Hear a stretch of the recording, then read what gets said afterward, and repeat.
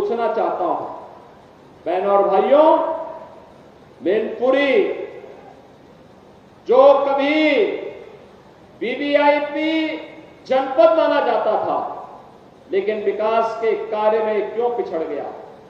मैनपुरी तो हमारे ऋषियों की धरती रही है, मयन ऋषि से जुड़ी हुई धरती रही है, मार्कंडे ऋषि से जुड़ी हुई धरती रही है, यह धरती च्यवन ऋषि के साथ जुड़ी रही, इसका संबंध रहा है।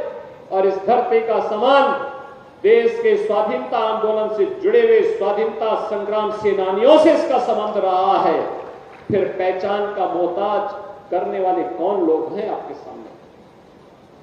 ये वही लोग हैं जिन लोगों ने आपके सामने जो पहचान का संकट खड़ा किया, आपके सामने पहचान का संकट खड़ा किया, प्रदेश के सामने, उनके सामने अपने अस्तित्व का संकट खड़ा किया। इन लोगों ने सामाजिक ताने बाने को छिन्न भिन्न किया, अराजकता और गुंडागिर्दी इनके डीएनए का हिस्सा है और प्रदेश में इनका मॉडल देखना है तो मॉडल इनका विकास का नहीं है। ये लोग विकास का नहीं, विकास के कार्यों में लूट मचाने वाले लोग हैं। आपने इनके कारनामों को देखा होता, इनका कारनामा वही है जो अयोध्या में एक निषाद बेटी के साथ समाजवादी पार्टी के नेता के द्वारा किया गया था। इनके घिनौने कृत्य वही है जो लखनऊ में एक बेटी को कैसे इन लोगों के द्वारा गिराया जाता है, ये इनका चेहरा है।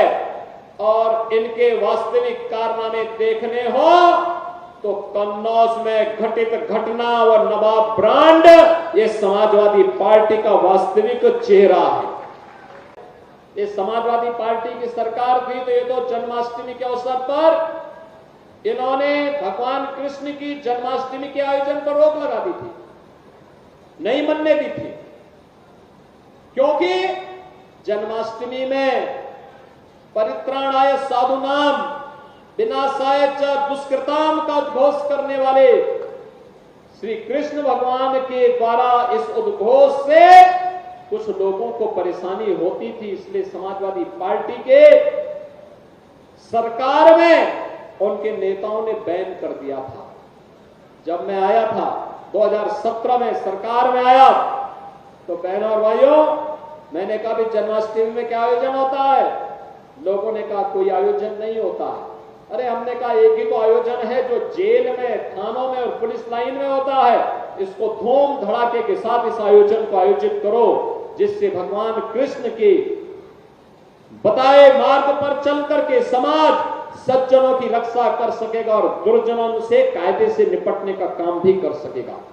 और बहनों और भाइयों, आज मुझे बताते हुए प्रसन्नता है, जन्माष्टमी का आयोजन पूरी भव्यता के साथ सभी 1585 थानों में, 75 जनपदों में, सभी जेलों में और निजी आयोजन के अवसर पर भी हर गांव, हर शहर में कहीं झांकी निकल रही है, कहीं शोभा यात्रा निकल रही है, कहीं डोल यात्रा निकल रही है, पूरी भव्यता के साथ आयोजित हुआ।